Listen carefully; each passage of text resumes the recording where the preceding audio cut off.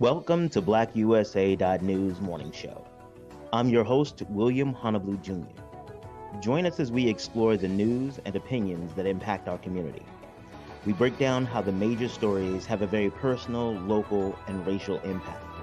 No topic is off limits, but even if the conversation gets rough, we're always going to keep it real.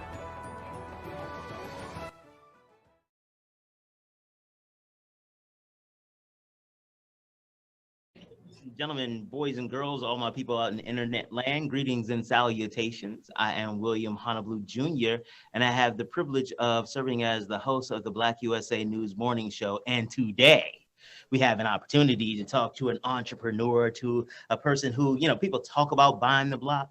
We're going to talk about somebody who has started buying the block. And also, not just that she purchases stuff and that she's trying to build her business, but talk about some of the lessons that she's learned along the way. And as you can see, she's right here with me. I know, the other way. Bianca Jackson, welcome to the show, Bianca. How are you doing today? I'm fabulous. Like I told you, I just woke up from a nap, so I'm ready to go. That's the beauty part of doing a thing yourself. You get to wake up when you want to go to sleep. Let's be honest, when your customers say that you're okay to go to sleep. Exactly. One of the things I tell people all the time about business when they talk about like, oh, I'm going to be able to control my own schedule. It's like, I had one boss and then I got 20. And all of them think that they're as important as any of the other because they paid me. They if it wasn't for them, something, my job, something, pay my bills, something, words, something else. So yeah, I love to make sure people understand that because a lot of times my clients come to me and they're like, well, no, I can da-da-da. And I'm like, oh, no, honey, that's not even the way it's going to work. Like, let me tell you what's going to happen. But you see, okay, so let me tell you about some of the things about being on the show. I have issues, okay? So like I have not necessarily narcissistic personality disorder, but maybe like narcissistic tendencies as somehow my gravity pulls in all the conversation toward me. So I'm going to try not to do that today, okay? All right. Okay. So in that vein, Bianca, tell them about yourself. Tell them about you, who you are. They know me. They see me every day. Well, so I think it was really important to share where I came from. So I'm not from Baltimore. I'm from Philly, which is about an hour and some change up the road, as I like to call it. I come from neighborhoods very similar to the ones in Baltimore, right? Where you had all Black people everywhere and it was beautiful.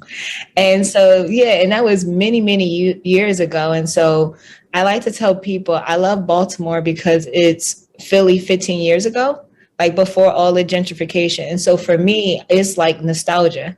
I'm able to walk around and I'm at home. And so when I remember I told people that I was leaving Montgomery County because I lived in Maryland, Montgomery County for about 15, 16 years. Then I moved here. Oh, sorry about that. What's up? Okay. They asked me, why did you leave the richest county in Maryland to come to Baltimore? Like as if it was an insult, right? And for me, it wasn't. It wasn't an insult for me. It was like I was going home. I was coming home, and like to be in neighborhoods and to be able to walk around to see some of the same buildings that look like the buildings that I grew up with, the ones that I used to hang out with my friends and my cousins and my family. Like it took me back to childhood. And so, part of it is buying a block, but also part of it was reclaiming my sanity, like being in control of my mental health. When I lived in the DC area, I remember working in Virginia and it taking me 45 minutes to get there and an hour and a half to get back for 11 miles. 11 miles, right? And so I was just like, forget this. I need to find a way to really cut down my commute. And so as I started looking at other places to go, Baltimore is where God brought me. And so now I'm here. And so I just wanted to share with anybody who may not know of me already. It's like, while I have not grown up in Baltimore, I'm growing up in a Baltimore adjacent city. So I know how Baltimore adjacent. So I know how it works. I know how, or I've been experienced when you are in places where, normally Black people are in power, that they still have businesses, they still have, land and real estate. And so that's changed drastically over the last 15 years. You don't find that as much in Philly. And so I came to Baltimore almost kind of like with a warning, right? Like I've already seen the game, the play that they come out with the game book. And so it's just like, or the playbook, I should say, and just like, all right, people, you may want to get in on this before it turns into New York, Detroit, Philly, any of those other places that were, high population of Black people. And now we're, we'll be lucky if we're 50% of the population. So, and also in those places that you named, it's not just that Black people aren't there. Some of it is that the Black people who remain are the ones who really shouldn't be there anymore because they've been priced out. The people who can actually afford it get more for less money, say in the adjacent county. They still get the benefits of living in the city and working in the city, being entertained in the city, but they take their money and their especially money for schools, because that's a big deal. They take that back to the counties or wherever they live, and it becomes this exploitive situation. And so the only people who are left are the people, again, who shouldn't be there, or let me take that back, who we should have protected before all this change happened.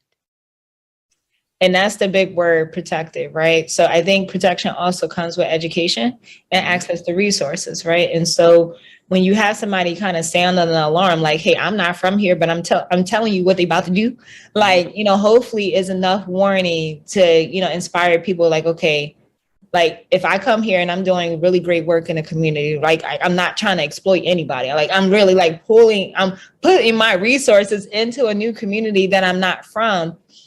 You would think that that's met with like, okay, we hear you, right? So how can we come together and really figure out how to make bigger impact?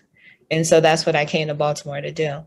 And so I learned some really valuable lessons coming here. And I know we learned about doing business in Baltimore. Yeah, and we talked about this off camera, but I would say when I first got here, there were 5 names that I got, right? All Black men. And people told me I need to talk to these men. So I talked to all of them. I know them from a can of paint. Some were nice, some weren't, but I still went through the list, right? But for other people who weren't necessarily from Baltimore, they were telling me things like talk to the politicians. And it didn't feel right in my spirit. It didn't feel right in my spirit because going back to what I know from Philly, like, yeah, you can talk to the politicians, but the people who really are doing the work are the people in the communities. Right. So you go talk to the people in the communities and figure out how you can be an asset, how you can amplify whatever they're doing, work with, people in the community. Like for me, I chose artists because art is what I love. Right. And I wanted to pour into the artist community that was here. And so that's what I did. So I didn't go after the politicians. And unfortunately, the politicians that people pointed out, they ran into some trouble in the first couple of years that I got here. And so it was a good thing that I didn't make those associations and try to navigate those circles or whatever. And so it wasn't until, I met, I guess you could say like somebody else who wasn't from Baltimore, but somehow she navigated the networks in Baltimore. And then she started introducing me. And then it was like, okay, whose man is this, right? If you got a resource and somebody doing some good work, we need to shout them out. Who's Quinn and Tamika. Yeah, big shout out to Quinn Conyers. Yes. Very, very, but also a person who's just really authentic in her work. And so that always makes the difference. It's kind of like when we had joked, like when someone introduced you or no one introduced you and people are looking like, who is that? The phrase is, whose man is that, right? And if nobody can claim that man's, that man's is going to stay over there until somebody can claim him or someone can say something like, don't claim that man's, right? And it rolls into this whole idea of authenticity and reliability. From the small business perspective, a lot of times small business owners are like, well, why you need this reference? Why do I need this type of collateral? But it's the same thing we do with whose man's is this? Like a lot of people come to, especially in Baltimore, I've seen, I can't say, I'm not speaking about anybody else's community, But there are a lot of people who come to the community and they really do mean well. They Mm. really do. And they honestly believe that they'll be able to achieve all of these great things that they see. Right. But they don't know Baltimore. Don't know that you can open up the best business on the planet that serves everybody's needs. But if it's on the wrong side of Charles Street, if you're trying to support people who live on the west side, but your building is on the east side, or vice versa, you may go out of business. That is not something. There is no. You know what? I might write one of these books about how to do business. Let me write. Yes, write that down. Okay. Because it's a really good point, because I didn't understand the difference between the east and the west side, right? And so, like, I watched The Wire. I say that because I think that's everyone's pretty much reference for Baltimore, right? And so even in the show, For those who are not from Baltimore, that's right. Yeah. For people who aren't from Baltimore, they watch The Wire. They're like, they've heard about the east and the west side, but they didn't take in consideration how important that is. And so I realized in life, like in literally, I've seen people who they don't mess with each other. They met, oh, okay. Oh, where you from? I'm from over. Oh, nah, we good. There's no reason. Nah, I'm okay. I was like, yo, yeah, that everything you said you wanted, but she from over west though. Like, go ahead, yo. Can't mess with no broads from over west. Nope. Them west side chicks is crazy. Nah. Yeah. Like literally, you walk across Charles Street and you hear the exact same thing on the other side. Mm-hmm. But I mean, I think that is important for anyone who wants to do business, especially Black people who want to do business in Baltimore and want to actually be in the community and doing really great work. It's like all these idiosyncrasies you got to understand, right? Like all these nuances you got to understand. And it's like, it's not for you to come here and change anything or anybody. It's for you to figure out of the work that you want to do, where's the best need? Like, where can you find, how can you help amplify what's already happening and how you can kind of fill in a need? But in filling in the need, you still have to find a way to benefit the people who live in the city. And so one of the things that I learned is a lot of the big institutions who come here and do work, they siphon resources out of the city. Yeah. And so once I realized and saw it with my own eyes, I was like, oh, okay, well, let me. Yeah, I got to back up off of this, right? Because, you know, when you don't know, you're like, oh, let me see what's going on. And then you see it, you're like, oh, it's like you hit them with the Homer Simpson meme where you go back in the bush. Right. It's that type of situation. And so even like, for example, I used to work for the school district in Philadelphia before I moved to Maryland many, many years ago. And so public education is super important to me, and kids, right? Kids, public education. Mm-hmm. When I got to Baltimore, I had an opportunity to be a STEM teacher at Dr. Bernard Harris, right? At some wild third graders, but they they were my everything, right? But the program that I went through was with a large institution. I will not, shout them out here, but they had, some questionable, reputation in the city. And I didn't know that when I signed up. I was just excited to teach these Black kids STEM, right? And so, unfortunately, the program didn't last that long because of the reputation and like the strained relationship that they had with the school. But I'm like, these kids missed out because of this large institution's reputation. I'm like, man, that's crazy, right? And so people sometimes have good intention, but because their track records or their associations with other organizations can bring the whole thing to a full stop. And so I think that's important to mention, is just be very careful with like who you partner with when you come to the city. And just because someone's a large institution, sometimes that could be the worst partnerships. And it depends also who you're trying to serve and why you're trying to serve them. Mm-hmm. You're just in to get some data, you're in as part of your career transition. I can't even knock you for messing with some of the large institutions. They put you on that fast track. And again, how you choose to live your life, that's on you.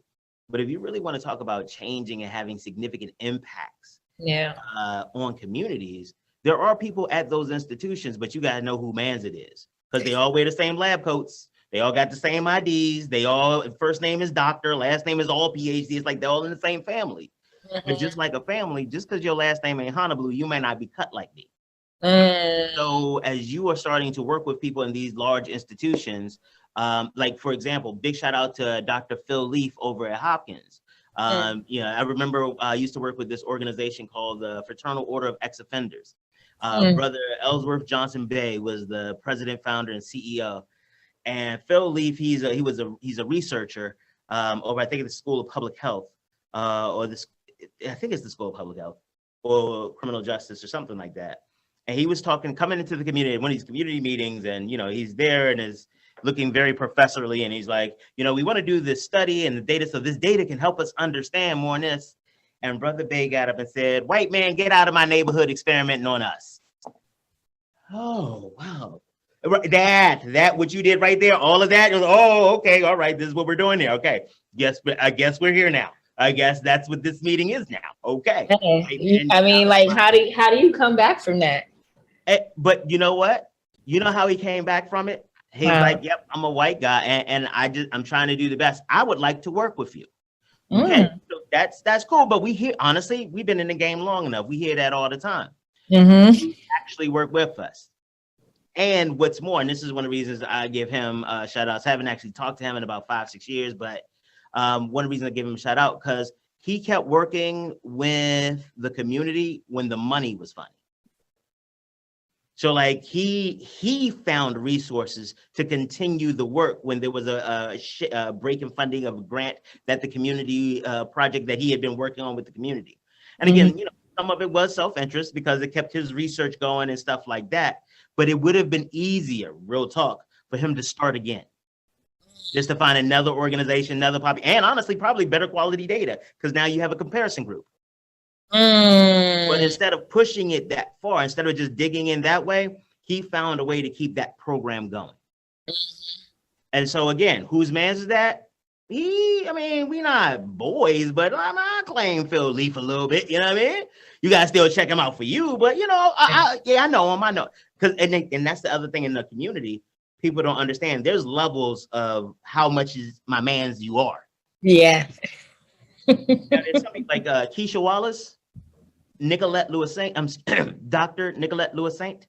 There's certain people that Brian Olds, certain people that if I send you to them, I don't even think about it again. Erica Myers. Now there's some of them, like I'll call you first, be like, "Hey, I'm about to send somebody over to you because I need to give you a heads up because I know you, I know them. I might need to you might bump heads, whatever." But there's levels to it, and some of those levels, depending on who sends who to me, changes honestly how I engage you. So for example, Quinn sends somebody to me, I'm like, okay, they get a lot more of my time, and I'm willing to hear them out further than if I just meet them. There's some people that if they send somebody to me, given their track record, I'm like, okay, this is going to be a 10-15 minute meeting that's going to go very, very quickly unless they say something good in the first 3 minutes. Because the person that sent you has a track record of sending me trash, or clients who are not ready yet, or at least clients who lie to themselves and to me about their readiness. Oh, wow. So again, I may know because who referred you. You may know, kind of like I'm sure that you've had, and we ain't gonna get to talk about your business because I'm just having fun talking to you. I apologize. No, it's okay. No need to apologize. But like I'm sure you get from time to time a certain type of person or a certain type of organization who comes in is like, "Oh, I'm looking for this, and we're gonna do all of this stuff, and then we're gonna do this, and then we're gonna do that. Oh, can you do this? Because we might even need to build out this and that and bring in this and have this." And then it's like, yeah, but we got like a $750 budget. How much? You got streamers? Let me tell you something. What's funny about what you just said? That happened last night, not necessarily on the budget end. Someone called about a venue. Their venue canceled at the last minute. Their event was supposed to happen on Saturday. So they asked for pricing. I gave them, they're like, "That's it." I'm like, "Well, should I charge you more?" Right. So we kind of started laughing about that. And so she was really excited. She's like, "I'm coming down there tomorrow. I'm here waiting for the tour." Nobody shows up at the time. I text her. She goes, "Oh, well, thanks for reaching out. I'm not coming." How we go from super excited, thanks for almost saving my life, to you don't even tell me you're coming for a tour that you booked yesterday. Right. Less than 24 hours ago, I'm sitting here waiting. Now, one of the things, there's a couple stuff. Wow. Couple things. Yes. I want to talk about. And sticking with the business theme for right now, like, how do you, because I know as an entrepreneur for me, like because I deal with a lot of disinvested members of disinvested communities, time is not necessarily something that a lot of people are even capable of managing themselves. Yeah. Because if you're taking a bus to come and see me, you're not the driver. Like there's nothing that you could do to make that work. Right. So what I do is I like have extra work to do. I always assume I look like a homeless person most of the time I go places. I have bags and computers. Like I could set up a whole studio anywhere I go at any point in time. You never know what's gonna pop off. You never know. Got lighting and everything. Oh, by the way, that's how I'm here today because I had a bag with me, and I'm here live. Here at live from Light Health and Wellness Comprehensive Service Incorporated. Nice. So yes, but again, I carry a lot of stuff with me. But I know for a lot of entrepreneurs, like that's not possible because the stuff you do is on site. Like you don't have extra work you could do. Like, oh, I can't let me bake some stuff while I'm here waiting for you, or let me decorate while I'm here waiting for you. Like, so how do you navigate these types of like ups and downs? Because I'm sure this wasn't the first time that this happened. Oh, absolutely not. I mean, this is pretty common, but what I normally do is bring my computer. So in the moment where someone books a tour and they don't come, it's just like, okay, well, I can go catch up on the financials, right? I can see how much money we made. I can see how much more money we need to make. Like, I just really try to keep an eye on that. And also I keep like a running list of to-do stuff, right? And so for anything that's like small tasks that I can probably knock out in 5 to maybe 20 minutes, I'll start working on those things, and maybe things that don't require a lot of brain power. In those moments where there's missed appointments or people don't show up for the appointments. Yeah, basically missed appointments. Yeah. That's real progressive about how you like actually deal with the activities you go in. But let's be honest, how you deal with it emotionally. Because I know sometimes it's like, especially like, okay, so I'm gonna give you a scenario, me being in there. Okay. I get the phone calls like, oh, what? And because real talk, as an entrepreneur, when I get the call and people start booking stuff and getting excited, I automatically figure out what I'm going to invest that money in, what bill I'm gonna pay, so this is my case study, not yours. I ain't gonna put this on you, put this on me. So I'm on the phone, I'm like, oh shit, that's a whole car payment and insurance. Yeah, come on in tomorrow. And overnight, I'm like, I'm gonna say this, and then I'm gonna do that. I got my contracts ready? Okay, all right. Oh, I was because as an entrepreneur during COVID, especially, sometimes things get a little tighter than you're comfortable and used to them being. And so you sitting there and you're like, all right, they coming in. You know what? I thought they'd be early because they was excited, but they got 2 minutes. I mean, they only like 2-3 minutes late now. Parking take we got a parking lot, but maybe, they could be wrapping up a call. Are you funny? But yes. And then you text, hey, because you feeling a little nervous and anxious and some more stuff. And so, but you don't want to sweat them. You don't want to seem like, yeah, so just checking in. What time can I expect you? Right. And they like not comment. You bitch. Damn, I got another fine. See, I get into character, and then I forget. And Donnie has rules about cursing, so I love it. So I would say, for this morning, honestly, it was like, man, I could have still been asleep. Like it literally was that. I had one of those nights where I was working till 1 a.m. I woke up somehow, some way at like 4:50 in the morning. Then I was looking around. I was like, I should go back to sleep. Went back to sleep, woke up at 7 and like 7:50. And the appointment was at 10. So I got myself ready, to get ready for the tour, got there. And I'm like, okay, so I literally could have been asleep. So that was the first thing. The second thing was in having the conversation like via text, it was this, I don't know, I just felt this disregard for my time. Yeah. Then I got mad. I got mad. And then there was I had 1 second where I was about to say, well, normally when people can't make it, they let me know. Right. I almost said that. But then I dialed it back. Wait. The petty is strong with you. I sense a commonality in the force. Right. But a lot of times I don't let it out. But one of the first thought is petty, right? But then I was like, I dialed it back. I just said, she's like, thanks for letting me know, but we won't be coming. I say, you're welcome. and then left it at that, because you never know in the future, will it turn into something? Now, had I told her, well, most people let me know, then that could have been a whole exchange that I could have lost more time over. So yeah, it worked out. But I don't know. I think a lot of times, and I think this is funny, customers complain about businesses, but customers don't realize sometimes how bad of a customer they are. Oh no, it's not their fault. It's not. It's not. You just don't understand them. This is, again, as somebody, again, not narcissistic personality disorder, narcissistic tendencies. I can tell you that sometimes it's because it makes sense that it's not your point. Your thing, because your intentions are pure. I just want the best for you. I will gaslight you for your own health and well-being. Yeah, I don't believe you can make good decisions about your own life, so I'm going to help you. Now, one of the, and on that same vein, one of the things that you talked about was that before you came to Baltimore, is your experience with Baltimore was The Wire. And what ends up happening is that when that homicide, the coroner, all these things that expose the drug life, and in some cases romanticize it, all of those became the frame of reference for people. So I was working with this one nonprofit organization. We used to go around the country, doing trainings and stuff like that. And people were like, oh, you from Baltimore? Do you have a gun? Have you ever been like shot at for real? And the thing is like, some of the questions they would ask me, it was like, yeah, but that was when I was in PG, so that don't even count. So like, no, you're focused on the wrong thing. You're asking the wrong question. But no, that's a good point, because I think a lot of people don't realize that every city has its bad parts. So the same stories that you saw in The Wire could be applied to Philadelphia. Actually, could be applied to Philadelphia right now.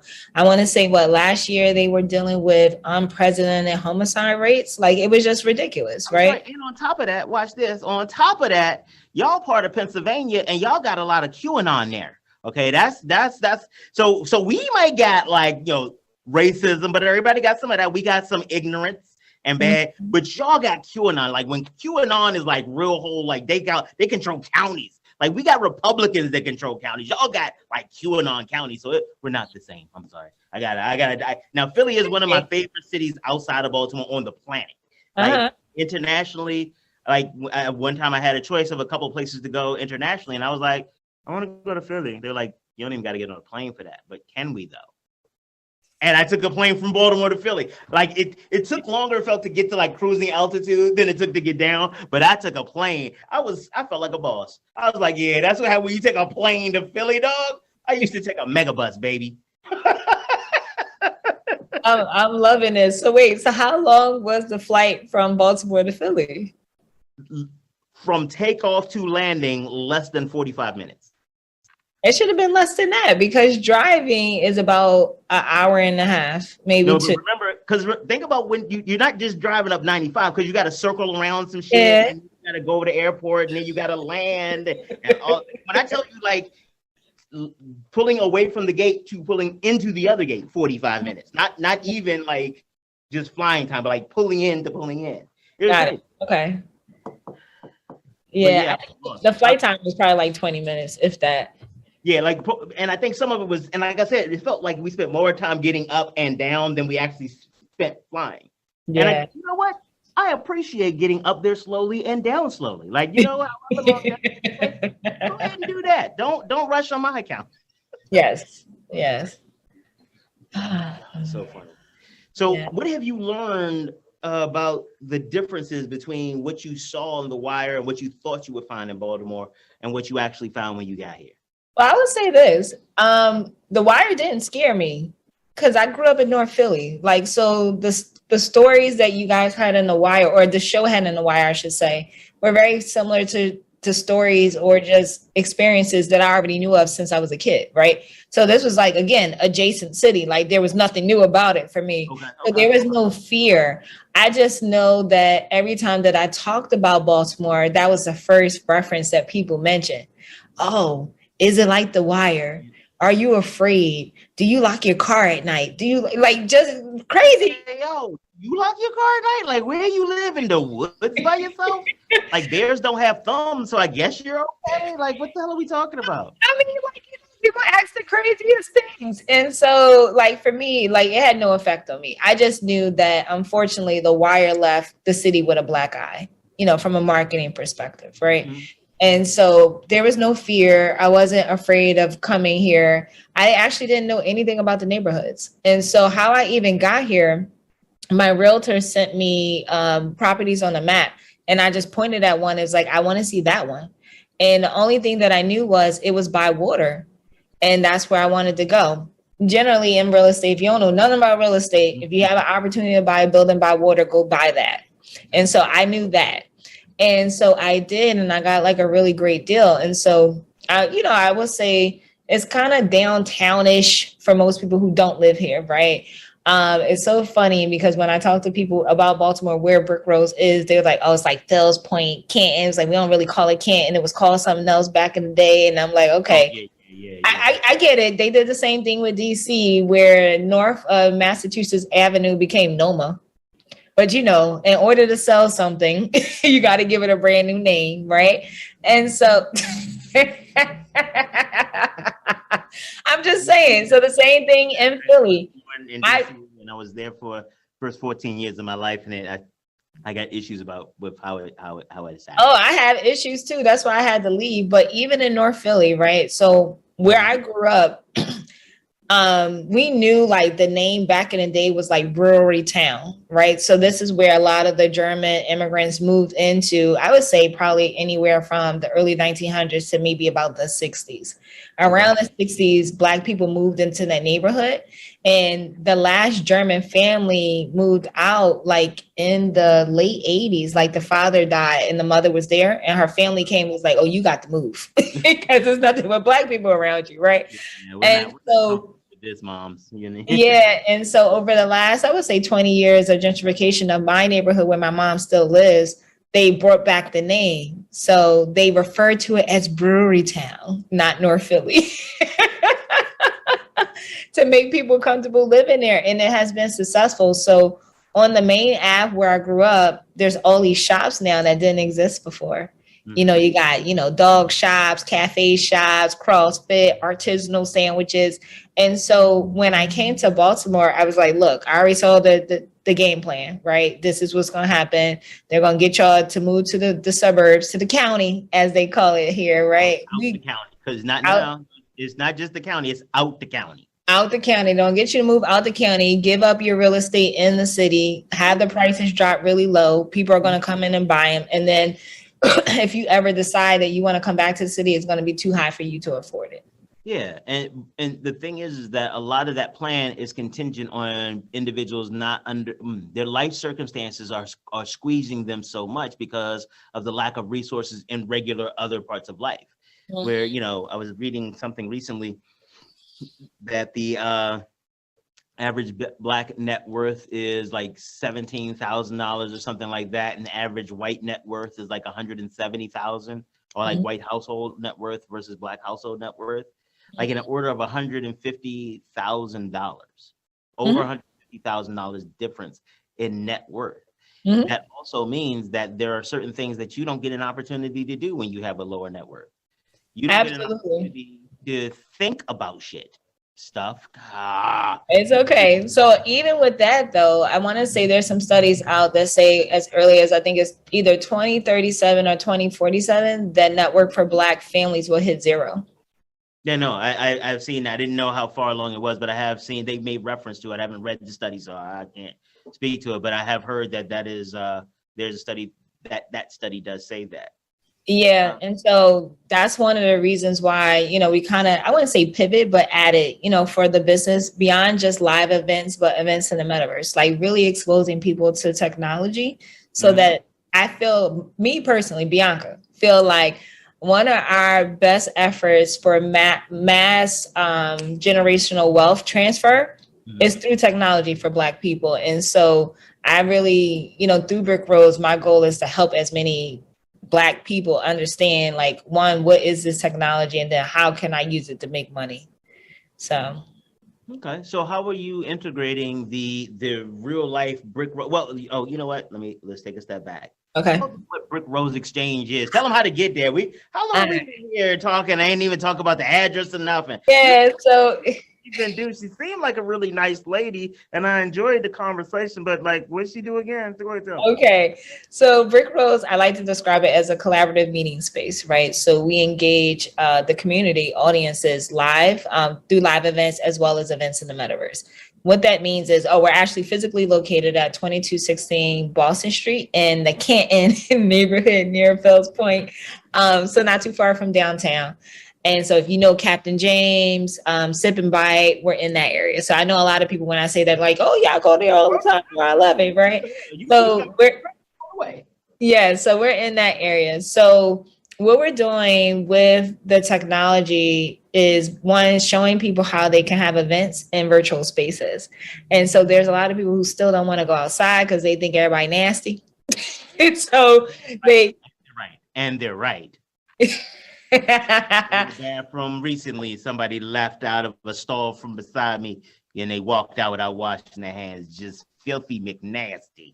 Filthy McNasty. So for organizations, nonprofits, even individuals who are trying to figure out, one, either how to build hybrid experiences where there's some live component with a virtual component, metaverse events can be really helpful for that. For people who are just like, I don't want to do anything live because I don't want the overhead costs of a venue, food, parking, all that other stuff that comes along with live events, we do their events in the metaverse. And so one of the events that are coming up at the end of the month is actually a housing seminar. And so I'm really excited. Yeah, we're going to be working with O'Hara Developments. And so they're going to be talking to people who want to come to Baltimore to actually live and, find ways to make money. So them acquiring properties that are owner occupied, I think that's the term for it. Owner occupied, they live in the building, but maybe they're renting out, I don't know, the bottom floor for a storefront, or they're renting out another apartment in the building for other people. And so I really like what they're doing in their model, because it's getting people to literally real talk invest in Baltimore. I think a lot of conversations that I've had with people since I've gotten here, especially those outside of Baltimore, the whole idea of the dollar houses, which I think are just ridiculous. That's my own personal opinion, not yours. But people who want to invest in the city, but they want to try to do it at the lowest cost possible, which I really feel doesn't really impact anybody but your pockets. And so that's why a lot of people come to Baltimore. That's why you got to be related to somebody. Yes, whose man's is this? It's like the Wild Wild West. Everybody's at the gold rush. Yes, everybody sees Baltimore has a lottery win, and everybody's trying to get some. It's like, whoa, calm down. I don't even know you like that. Right? Whose man's are you? Right. And so part of my mission in talking to people who don't live in the city is no, move to Baltimore. And they're like, move to Baltimore. I'm like, yes, move to Baltimore. And so while there's all this development happening, I think that there's great opportunities for Black people. And I'm going to specifically say that, to come from out the county back into the city and come from other cities to really invest and make significant impact here. When you start looking at, I'll just go back to public education. I wouldn't have been able to be a STEM teacher for DBH, right? Dr. Bernard Harris, if I wasn't necessarily inside the city limits, right? And so that was one of the conditions of the program. And so, if you have aspirations to I don't know, just impact or be a part of something bigger than yourself, it makes sense to move to the city and figure out how you can plug yourself in and not just extract. I think just for me personally, I have a problem with people going places and extracting. It just it gives me colonizer vibes. So vibes. You was a colonizer. You on the smallest. You a colonizer without the resources. Stop playing. Yeah, but the thing about it, sometimes I think some people don't even think that that's what they're doing. Many of the colonizers didn't either. I'm trying to bring you Jesus. How can you live your life without the Lord or God? Ooh, you about shots fired. You about to get some emails. Just walking around without God on your side. I will save you from your savage ways, baby. You about to get some emails. And if you don't want to drink of his blood, I will spill yours, Jesus. These are the views of William Honolulu. But you are absolutely right. Yeah, it's sometimes it's going to take people that look like us to check other people who look like us, right? I personally don't believe that that's the right way to go into communities and siphon resources. You got to put something back. It's almost like, I don't know, just really simple recycling, right? You got to put something back, because if you don't, you're a part of the problem. But I tell all of my clients and my personal life philosophy, and it guides like all of the stuff that I do. Yeah. Any problem I have, I start with the question, how can I help somebody else? Anytime I'm trying to do anything, it's like, all right, I know I need this, but wait. What can I do to help somebody else? What I find, some of it is my own mental health trauma and stuff like that. No doubt, like I'll own that part. But for a lot of us, especially in the Black community, being Black is traumatic by itself. And so there are a lot of these things that we have grown up with, a lot of the things that in many cases our parents did to try to help us survive, that really made us less capable of thriving. Yeah. There have been times, where it's like, hey, so I tell I share this with the audience often. It's like, I'm kind of embarrassed that when I was in high school and they talked about the Nazis and they were talking about how bad the soldiers were. And I was like, the soldiers weren't bad because they were just following orders. So long as you're following orders, you don't have to get in trouble. You're just doing what people told you to. I hadn't realized how I had been conditioned for that for a number of reasons. One of them was because that's how we stayed safe. I grew up in DC in the 80s with the young crew. Rayford Edmonds was running stuff in DC and PG before PG was Black like that. Like we, in where I grew up, started this whole more than 300 a year killing. Wow. And so, my mother's a good Christian woman. So she was like, oh, no, you all can't go. Anything I tell you, you better follow. You have to follow directions, because it was literally a thing of safety. If I tell you don't go over there, you just see that they sell ice cream in that store. You do not see the men you have to walk by in order to get in there. And so, she had to condition us and my dad that we follow directions. I don't need you to make judgments. You don't know enough about this world to make judgments. Plus, they were from little podunk towns. Like literally, the first time I drove as a grown up to my dad's town, I drove by it. I not even joking. Swear to God, I drove by his town. My mom's town, literally now in 2021, that was last year, has they got it in 2000, summer 2000, the second stoplight in the town. So so they moved from there in 50s and 60s, 60s and 70s to DC. Yeah, and then in the 80s, all the crack happens, and they really do teach us for our own safety some things that become challenging and problematic as we get older.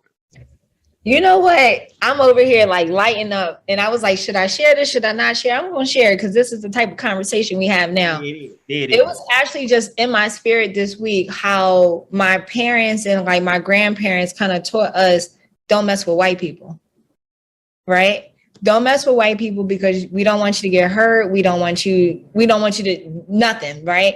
And like how we know you can be lynched. They exactly might be right now. I was with you. I got told the same kind of thing. Yeah. So my grandmother is from Fairfax, South Carolina. So it's a little small town, like in the country, right? My dad grew up there partly, right? And then he went back for high school. And I just remember, and so my family, my dad's side of the family is like Gula Geechee, right? So the coastal north, so they got all that going on, right? The past history and whatever. And I just remember thinking about them always saying, don't mess with white people. And I remember I said that to one of my girlfriends, and she just looked at me like we were in our 20s and 30s at that time. And she just like, what do you mean? And like, it was just so ingrained, right? As it was a mechanism for safety. Yeah. And like, even now I'm thinking about how, while it may have served me then, it's not serving me now. And so they're people just like everybody else, right? And like, the other part too is that you have grown to be more capable of navigating those spaces. The same store now I can walk through or assess whether I should or not. Because I have greater experience. And all the dudes standing up there, like, depending on who they are, they may see me with the little grin, like, oh, what's up, Unc? You coming through? Yep. Hey, young man, how you doing? Like you keep the neighborhood safe, brother. All right. See, I got enough grade I can pull that off. Or it could be like, what's up, y'all? Cool. Depending, because again, I'm in that real awkward age where I believe I'm still cool. I know I'm not. I know I'm not. But I'm still young enough to believe that there's still some vestiges of cool in me. Like as I look down at my New Balance, like legitimately look at my New Balance right now, I realize that is a false statement altogether. I think I jumped the shark. And cool. I've never really been cool. Let's be honest. Like I looked at my high school yearbook photos. I was like, yeah, no, you're good. You were the most likely to succeed. That's pretty much it. That's your claim to fame. That's pretty much it. The best. No, that's it. No, you're good. You're good. That's a good one. Be happy, sir. You don't need clothes. You don't need cool. Yeah. Sorry. I like, hey, they know. You might not know. They know this is still all part of my therapy. I'm working through a whole lot of stuff. And yes, work through it. So, you know, y'all, we all have, it takes a village to make me healthy. Okay. That's what we're doing. Very good. One of the things that you talked about, well, actually not to them, to me, I keep forgetting they weren't there for that. Right. You talked about how you had to pivot during COVID. Yeah. You opened up your business before COVID, right? Mm-hmm. Yeah, you had things were going COVID free, and then COVID hit. And your business relies, like your entire business model is people coming together. So like, this seems like it would be a problem. And you're still here. Let's put so big ups to you. We were 2022. We got literally 2 years under our belt, and you're still here. So big up to you. Much props, because there are a lot of people who were not, and again, legitimately under no fault of their own, who were not able to survive. So big up to you for that. Well, you know what? I want to talk a little bit about that because it wasn't all roses even before COVID, right? Okay. And so let me share that because I think this might free somebody. So I got the building in December 2018. Mm-hmm. I didn't come here to start like really working on it until like February or March 2019 because it was snowing. It was pretty bad winter, right? And so when I started to work on the building, not me personally, but the contractors, you know, like the roof needed to be fixed, you know, the whole bottom level needed to be renovated, and it took way longer than what I wanted it to. So I wound up hiring somebody that I probably shouldn't have hired because it took 4 months to renovate the space. And that one was because I didn't know anybody in the city yet, right? And so even when we opened our doors, I would say July 2019, even before COVID, which was beginning of March, we were struggling, right? We were struggling because we were going through the whose man is this? And so even if you have a resource that people need, here in Baltimore, you need to have connection and community. Like that is first and foremost. So that was the first thing. The second thing is we really didn't know how to talk, or I didn't know how to talk to the people in Baltimore. So I came with this very DC mindset of like, oh, well, I got a space, people got money, like what's the problem, right? Very different, right? And so you know what I'm talking about. DC is a very transient city, meaning like people come in and out all the time. You know, they're willing to just exchange transaction because I may never see you again. Exactly, right? So they don't really care to get to know you. Like, I'm going to have my event here. I'm going to be out. Here in Baltimore, did you go to City? Did you go to Poly? Where your mama stay? Where your grandmama stay? Where your auntie stay? And I had no answers for those questions because one, I didn't go to school here. I don't got no family here. And so it was a struggle at first. But I will say this, COVID was the hard reset that I needed to, one, temper down my ego, right? Or what I thought was best, right? And start to listen to people who are from the city. So I actually hired people from the city and we were talking about like how things get done in the city. And then that's when everything changed. So I think that for anyone who wants to come to Baltimore, don't just try to come here with your team. Just don't kind of come here with your team because you're going to fail, right? Like unless you have like big relationships that, you know, already they're funneling money to you. But like if you're starting mom and pop startup or whatever, work with the community, hire people from the community. You know, be careful when you hire people from the community. First thing you need to know is get to know who they are. Yeah. Because one of the things that happens is that there is a whole group of people who do business in Baltimore, specifically with people who are not from Baltimore. And some of them are very good at it. Like some of them, like if they, Stephanie Jerger, If Stephanie Jerger brings somebody to the table, they're absolutely cool because I know she protects an engaged community. Darnell Wharton, one of the co-founders of Ceasefire. So if he brings somebody in, I know that they're coming through. But then there's some people who they just do enough to sell people who are not from here about their connects. They talk to you about you building your thing on the east side, and they bring you to the west side or South Baltimore and introduce you to all the people they know. And it's like, oh, cool. So you're not from here. You like, hell, they got a whole room of people down in South Baltimore. Cool. So it's one city, and next thing you know, you're investing in this building that nobody's going to come to because nobody from South Baltimore is coming to East Baltimore. Yeah. And so it's those kind of things. So again, make sure that you get to know people genuinely. And to your point, start with helping somebody. Start with, because everybody says they're going to everybody is so good in potential. Oh my God, the future versions of yourself were so amazing. Like the future version of me, when I was little, the future version of me could fly. He had invented a jetpack that he turned a chair with some boosters on it. He could do all of that. Mm-hmm. Now, and I thought about the math. I drew a picture and everything. Yes. And like with the fires in that. So like, you should have invested in it. It makes perfect sense. Look, you put it on a chair, you can fly. And it changes the entire transportation industry. And that sounds ridiculous, except that some people's business plans sound like that. Yeah. Like, oh, I'm gonna make this is the one I love. I'm gonna buy a big building, I'm gonna convert it and make it so that people could live for free and it'll have wraparound services.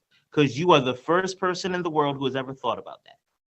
Nobody else in all the history of Baltimore has thought about that, except in the 20 years I've been doing business consulting, I've heard that idea 4 dozen times at least. And one of the things I tell them is that, think about this. Either you believe that you are so creative that you have thought of an idea, a pretty, what seems to be obvious to you now, but an obvious idea nobody ever thought of, or that you somehow have the resources that nobody else has ever had. Sometimes things aren't done because there's a reason. Now, if you find out why they haven't been done that way, and you can figure out a way around that, that's different than just saying, I'm going to do it because it wasn't me who tried the last time. Well, I did try and tape 4 blow torches to the bottom of a chair. I did not achieve thrust. It did not. There was no thrust involved. And it did not work the way that my picture said it was going to work. Mm-hmm. And that's what many of my clients sound like when they talk about their business plan. And that's what some of them end up being. You end up with a scorched ass hole in the carpet, wood, in the carpet through the wood through the carpet, and you end up with a beating like you did, like ta-da, and in adult parlance, that beating is the debt that you're carrying for the rest of forever that you tried to pull together. Right. That beating is the harm in your reputation and your ability to even do activities that will be part of your identity from this point on. And you won't even have a good story about setting your house on fire like I do. No, absolutely not.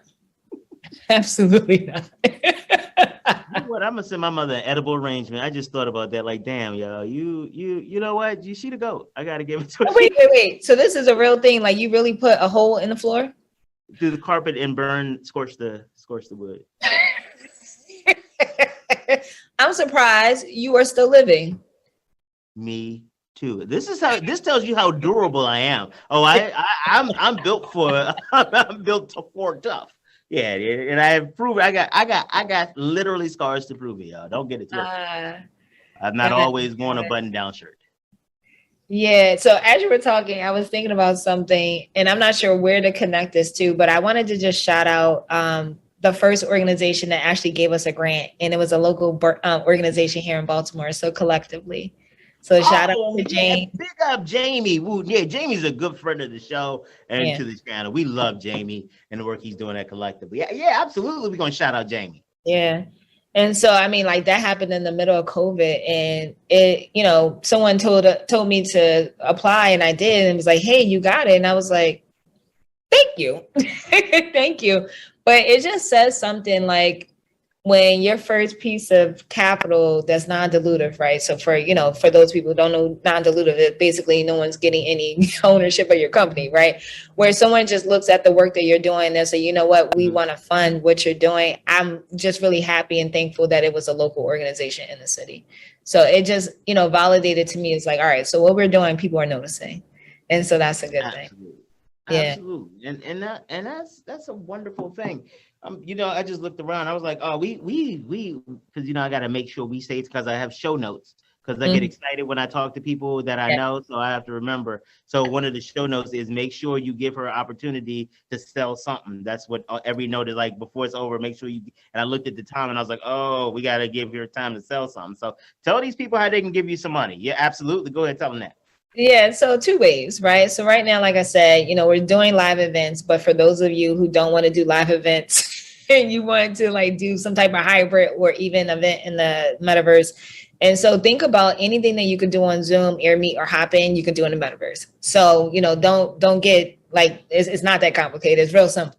And so those are the two main ways that we're working with people right now here in the city. And so there's some other things that we're doing behind the scenes, like some trainings and some boot camps to really help small business owners understand what is possible in the metaverse. Because like I said, I don't want Black people to get left behind. My background in this work, is from 6 to 7 years ago. I was doing this work when I was in corporate. And so I saw what they were using it for. And I'm like, oh, this is going to be a gold mine, right? But I want to make sure like our people get the information, because let's see what we can do as increasing net worth from 17,000 to 117 or 250,000 or to $1 million. Like, I just don't want to get, almost 15 years away where we're at zero and we're almost in this state of like, servitude, indentured servants, slaves. Let's not say that word, but it's a very real possibility where we have no negotiating and no buying power. And so I don't want that to happen. And for me, big shout out to the people who pulled together the first union at Amazon in New York. Big ups to y'all. Because to your point, without people banding together and working for their common interests, those with power will continue to exploit them. Yep. What is a colonizer supposed to do besides colonize? That's like, what is a waiter supposed to do besides wait? A chef supposed to do besides cook? Like, you asking them to do you asking them not to do what they built for. Stop playing. Yeah. It is up to us to stop the colonization and hold them accountable. And because I know this ain't your part, let me go ahead and shift the screen, because I don't want nobody to attribute this to you by yourself.